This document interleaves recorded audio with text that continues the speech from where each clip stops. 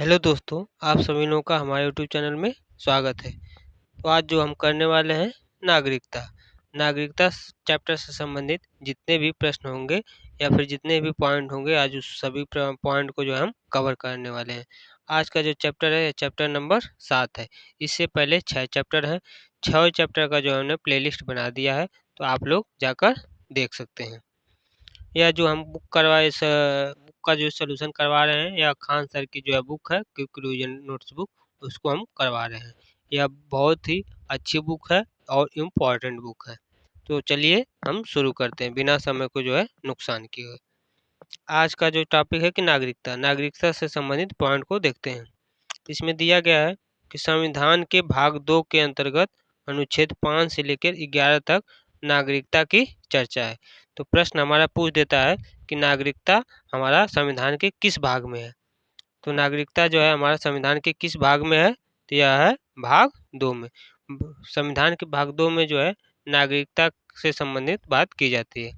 और किस अनुच्छेद में है, तो यह आपका अनुच्छेद 5 से लेकर अनुच्छेद 11 तक। अनुच्छेद 5 यानी कि आर्टिकल 5 से लेकर 11 तक जो है नागरिकता के बारे में बात की कही गई है, यानी कि चर्चा की गई है। अगला पॉइंट देखते हैं कि भारतीय संविधान में एकल नागरिकता का प्रावधान किया गया है, जिसका स्रोत कहाँ से लिया गया, स्रोत कहाँ क्या है, ब्रिटेन है। तो प्रश्न पूछ देता है कि एकल नागरिकता का जो है प्रावधान भारतीय संविधान में एकल नागरिकता को जो है प्रावधान किया गया है, तो ये इसका स्रोत कहाँ से लिया गया है। तो इसका स्रोत आपका लिया गया है ब्रिटेन से। भारतीय संविधान में एकल नागरिकता का जो प्रावधान है यह किस देश से लिया गया है, तो यह आपका लिया गया है ब्रिटेन से। अगला पॉइंट है कि अनुच्छेद 11 के तहत संसद को नागरिकता के संदर्भ में विधि बनाने का अधिकार प्रदान किया गया है। तो प्रश्न पूछता है कि संसद को नागरिकता के संदर्भ में विधि बनाने का अधिकार किस अनुच्छेद में प्रदान किया गया है, तो यह आपका हो जाएगा अनुच्छेद 11 के तहत प्रदान किया गया है।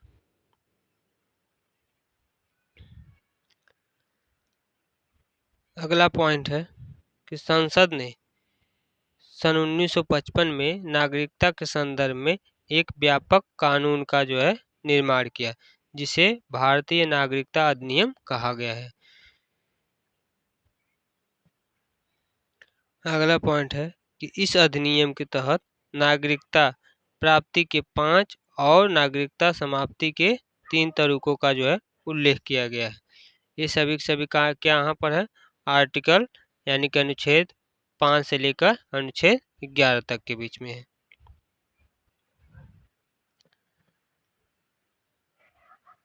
यह हमारा चैप्टर कौन सा था, नागरिकता। नागरिकता चैप्टर से बस यही प्रश्न बनते हैं। अगला चैप्टर है चैप्टर नंबर 8, कौन सा है, मौलिक अधिकार। चैप्टर नंबर 8 यानी कि मौलिक अधिकार चैप्टर से हम आज कवर करेंगे। इसमें पहला पॉइंट है संविधान के भाग 3 के अंतर्गत अनुच्छेद 12 से लेकर 35 तक में मौलिक अधिकारों की चर्चा की गई है। तो प्रश्न पूछ देता है कि मौलिक अधिकार की जो चर्चा है, जो मौलिक अधिकार की चर्चा है, यह संविधान के किस भाग में की गई है। तो यह संविधान के जो है आपके भाग नंबर 3 में किया गया है। मौलिक अधिकारों की चर्चा जो है संविधान के किस भाग में किया गया है, तो आपका भाग 3 में किया गया है मौलिक अधिकार की चर्चा। और किस अनुच्छेद से लेकर किस अनुच्छेद तक है, तो यह आपका अनुच्छेद 12 से लेकर 35 तक में है। और प्रश्न पूछ देता है कि मौलिक अधिकार का जो है स्रोत कहाँ से, यानी कि यह कहाँ से लिया गया है। तो मौलिक अधिकार आपका लिया गया है अमेरिका से। इससे बस इतने ही प्रश्न बनते हैं। अगला पॉइंट है, अगली पॉइंट में है कि संविधान के भाग 3 को मैग्ना कार्टा कहा जाता है।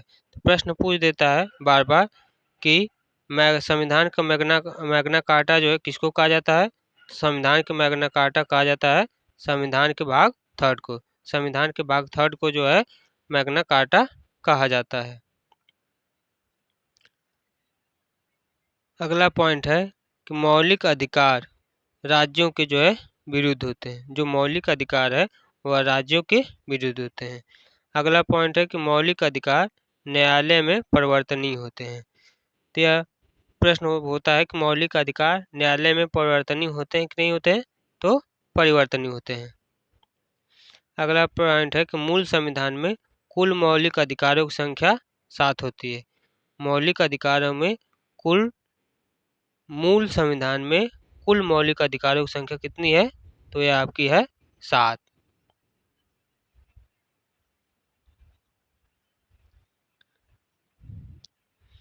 अगला पॉइंट है 44वें संविधान संशोधन अधिनियम के तहत सन 1978 के द्वारा संपत्ति के अधिकार जो कि अनुच्छेद 31 में है। तो प्रश्न पूछ देता है कि संपत्ति का अधिकार किस अनुच्छेद के तहत था, तो यह आपका था अनुच्छेद 31 में, को जो है मौलिक अधिकार की श्रेणी से जो है समाप्त करके अब भाग 12 के अनुच्छेद 300 का क यानी कि 300 के ए में कानूनी अधिकार बना दिया गया है। तो इससे बार बार प्रश्न पूछ देता है कि संपत्ति के जो है अधिकार को जो है जो कि अनुच्छेद 31 में था, उसको अब कानूनी अधिकार बना दिया गया है। और किस अनुच्छेद में, तो अनुच्छेद 300 के क यानी कि 300 के ए में, किस संविधान संशोधन के तहत, तो ये आपका हो जाएगा 44वें संविधान संशोधन अधिनियम के तहत। अगला पॉइंट इसमें है कि इस प्रकार वर्तमान में कुल मौलिक अधिकारों की संख्या कितनी हो गई है, तो अब इस समय वर्तमान में कुल मौलिक अधिकारों की संख्या हो गई है 6।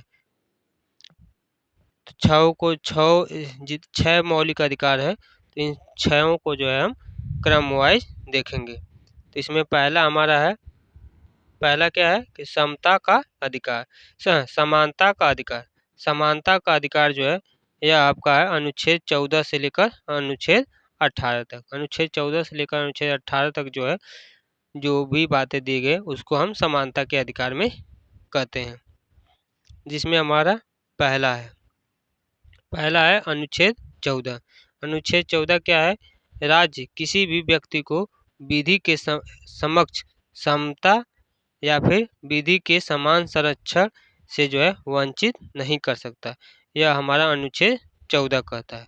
अनुच्छेद 14 कहता है कि राज्य किसी भी व्यक्ति को विधि के समक्ष समता या फिर विधि के समान संरक्षण से जो है वंचित नहीं कर सकता। यह हमारा अनुच्छेद 14 कहता है। अब है अनुच्छेद 15। अनुच्छेद 15 क्या कहता है, अनुच्छेद 15 है कि राज्य को धर्म, जाति, नस्ल, रंग, लिंग या फिर जन्म स्थान के आधार पर भेदभाव करने का जो है निषेध करता है। अनुच्छेद 15 जो है यह सभी बातें कहता है। अब अनुच्छेद 16 क्या कहता है कि सरकारी नियोजन में समानता का प्रावधान होना चाहिए। सरकारी नियोजन में जो है समानता का प्रावधान होना चाहिए। अनुच्छेद 17 कहता है कि अस्पृश्यता के जो है उन्मूलन का प्रावधान है। अस्पृश्यता यानी कि जो छुआछूत है उसके जो है उन्मूलन का जो है प्रावधान होना चाहिए, अनुच्छेद 17 कहता है। अनुच्छेद 18 क्या है, यह कहता है कि उपाधियों के जो है उन्मूलन का प्रावधान होना चाहिए। उपाधियों के जो है उन्मूलन का प्रावधान होना चाहिए, यानी कि उपाधियों की जो है वैल्यू कम करनी चाहिए। तो यह हमारा था समानता का अधिकार। समानता के अधिकार में जो है अनुच्छेद 14 से लेकर अनुच्छेद 18 तक में ये सभी बातें कही गई हैं। आगे हम देखते हैं दूसरा, स्वतंत्रता का अधिकार। स्वतंत्रता के अधिकार में क्या है, दूसरा है स्वतंत्रता का अधिकार, जो कि अनुच्छेद 19 से लेकर 22 तक है। अनुच्छेद 19 से लेकर 22 तक जो भी अनुच्छेद दिए गए वह किस में आएंगे, तो स्वतंत्रता के अधिकार में आएंगे। इसको हम लोग देखते हैं। अनुच्छेद 19 के अंतर्गत जो है 6 प्रकार की व्यक्तिगत स्वतंत्रता का प्रावधान किया गया है। अनुच्छेद 19 के तहत 6 प्रकार की व्यक्तिगत स्वतंत्रता का जो है प्रावधान किया गया है, जिसमें मुख्य रूप से वाक एवं अभिव्यक्ति की स्वतंत्रता है, यानी कि बोलने की जो है स्वतंत्रता दी गई है। किसमें? अनुच्छेद 19 के तहत। अभिव्यक्ति की स्वतंत्रता के अंतर्गत ही प्रेस की स्वतंत्रता निहित मानी जाती है। यानी कि अभिव्यक्ति की जो स्वतंत्रता है उसी के अंतर्गत जो प्रेस यानी कि अखबार लिखने वाले हैं उसको रखी जाती है यानी कि मानी जाती है। अगला जो पॉइंट है वह है कि अनुच्छेद 20 यानी कि अनुच्छेद 20। अनुच्छेद 20 में क्या है? अपराधियों के लिए दोष सिद्ध के समय संरक्षण का प्रावधान है। जो भी अपराधी हैं उनके लिए दोष सिद्धि के संबंध में संरक्षण का प्रावधान किसमें है? तो आपका अनुच्छेद 20 में दिया गया है। आगे देखते हैं अनुच्छेद 21। अनुच्छेद 21 में प्राण एवं दैहिक स्वतंत्रता के जो है संरक्षण का जो प्रावधान है आपका अनुच्छेद 21 में बताया गया है। अनुच्छेद 21 के अंतर्गत ही निजता का अधिकार, जीवन साथी चुनने का अधिकार, सूचना पाने का अधिकार, पर्यावरण प्रदूषण के जो है विरुद्ध अधिकार सम्मिलित हैं। ये सभी अधिकार किसमें सम्मिलित हैं? तो ये सभी आपका शामिल है अनुच्छेद 21 के तहत। कुछ और भी नोट करके पॉइंट हैं जिन्हें हम देखते हैं। इसमें बताया गया कि अनुच्छेद 20 और 21 के तहत प्राप्त मौलिक अधिकारों को किसी भी परिस्थिति में निलंबित नहीं किया जा सकता। यानी कि अनुच्छेद 20 और 21 के तहत जो है प्राप्त जो भी मौलिक अधिकार है उनको किसी भी परिस्थिति में जो है निलंबित नहीं किया जा सकता। और आगे है अनुच्छेद 21 का ए। अनुच्छेद 21 का ए, इसमें क्या है? इसमें बताया गया है 6 से 14 वर्ष के बच्चों को निःशुल्क तथा अनिवार्य प्राथमिक शिक्षा का अधिकार दिया गया है। प्रश्न पूछ देता है कि निःशुल्क तथा अनिवार्य शिक्षा का जो प्रावधान है 6 से लेकर 14 तक के उम्र के बीच के होता है और यह किस अनुच्छेद के तहत है? तो 21 के ए में है यानी कि 21 का क में। इसमें और भी कुछ पॉइंट हैं जैसे कि 86वें संविधान संशोधन अधिनियम 2002 के द्वारा जो इसको जोड़ा गया था।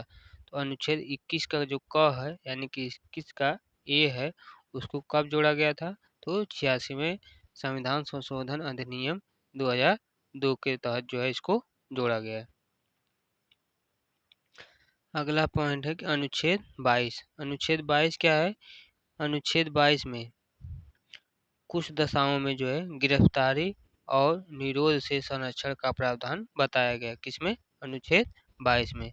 अनुच्छेद 22 में कुछ दशाओं में गिरफ्तारी और निरोध से जो है संरक्षण का प्रावधान बताया गया। किसी भी व्यक्ति के जो है गिरफ्तारी के 24 घंटे के भीतर ही हमें निकटतम मजिस्ट्रेट के समक्ष जो है प्रस्तुत करना अनिवार्य होता है। अगर कोई भी व्यक्ति गिरफ्तार हो गया है 24 घंटे के भीतर जो है उसको सबसे निकटतम जो भी मजिस्ट्रेट होगा उसके समक्ष जो है हमें प्रस्तुत करना अनिवार्य है। यह किसमें दिखाया गया है? तो अनुच्छेद 22 में।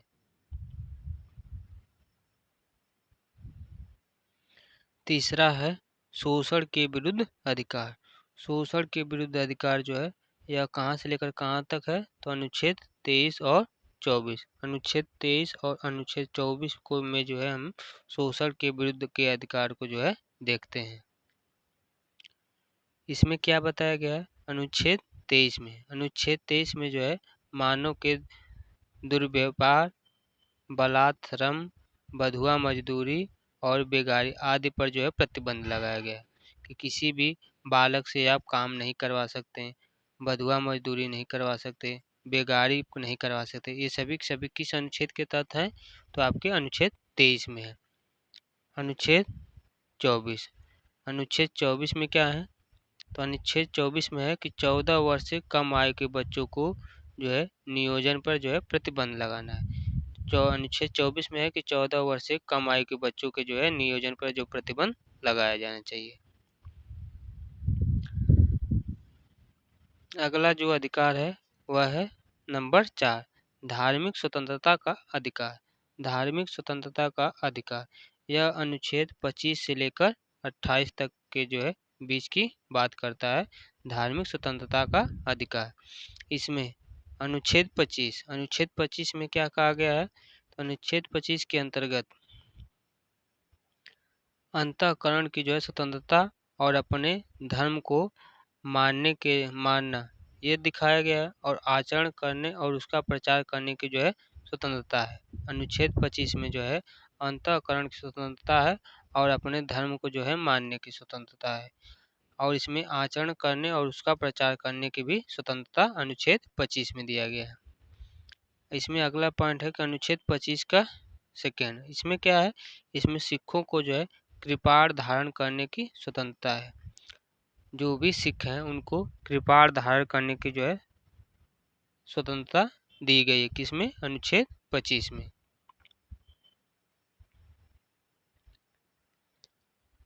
अगला जो आपका अधिकार है वह है 5वां, सांस्कृतिक एवं शिक्षा का अधिकार। सांस्कृतिक एवं शिक्षा का अधिकार जो है आपका अनुच्छेद 29 और 30 में है। सांस्कृतिक एवं शिक्षा का अधिकार किस में है, तो अनुच्छेद 29 में और 30 में है। यह अधिकार केवल भारतीय अल्पसंख्यकों को ही प्राप्त होता है। सांस्कृतिक एवं शिक्षा का जो अधिकार है यह केवल भारतीय अल्पसंख्यकों को ही प्राप्त किया जाता है। अनुच्छेद 29 में क्या बताया गया है, तो अल्पसंख्यक वर्ग को अपनी लिपि, भाषा एवं संस्कृति के संरक्षण का अधिकार है। जो भी हमारे भारत में अल्पसंख्यक वर्ग की जातियां हैं, जो भी अल्पसंख्यक वर्ग है उसको अपनी लिपि, भाषा एवं संस्कृति के जो संरक्षण का अधिकार दिया गया है।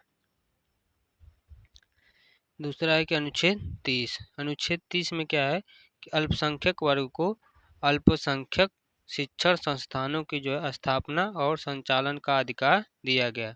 जो भी अल्पसंख्यक वर्ग है उसको अल्पसंख्यक शिक्षण संस्थानों की स्थापना एवं संचालन का अधिकार प्रदान किया गया है।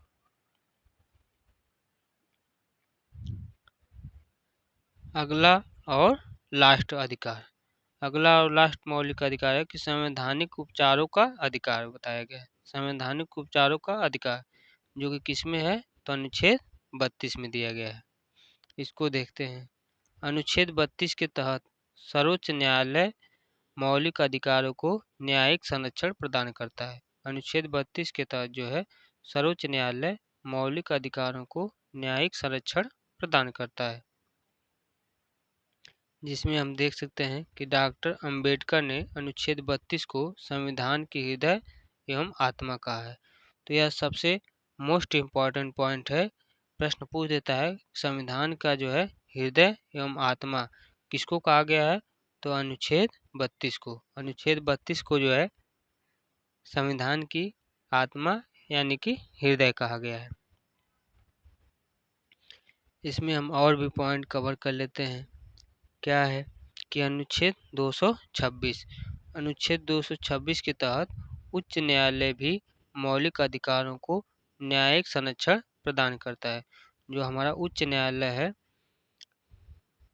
उसको भी मौलिक अधिकार को न्यायिक संरक्षण प्रदान करता है। किस अनुच्छेद में है, तो अनुच्छेद 226 में है।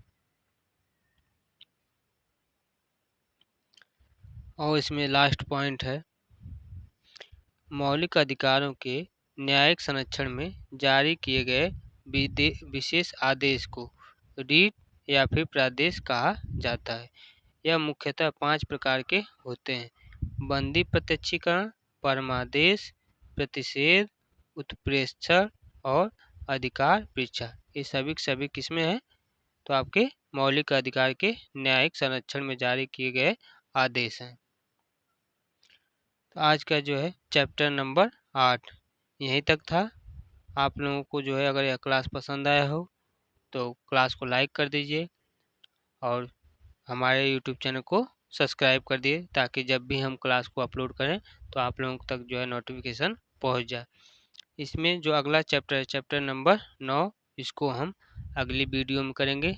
तब तक के लिए जय हिंद, जय भारत।